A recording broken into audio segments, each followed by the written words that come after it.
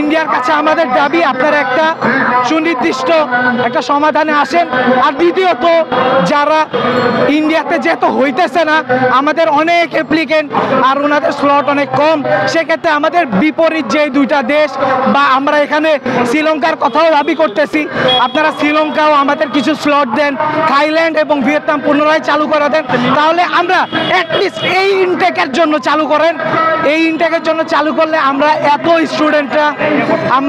স্টুডেন্টরা এখন এই ঝামেলার ভিতরে আছি। আমাদের দেখা যাচ্ছে যে আমাদের গার্ডিয়ানরা আমাদের জিজ্ঞাসা করতেছে, কারণ তাদের লক্ষ লক্ষ টাকা আমরা জমা দিয়ে দিচ্ছি অলরেডি।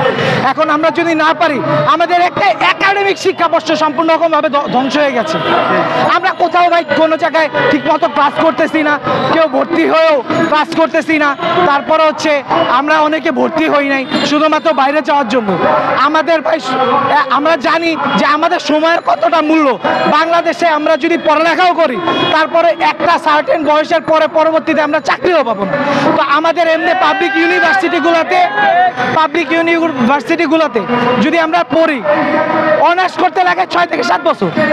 6 থেকে 7 বছর পরে ভাই আমরা বয়স্ক হয়ে যাব, তখন আমরা চাকরির জন্য দেখা যাবে সময় পাবো না।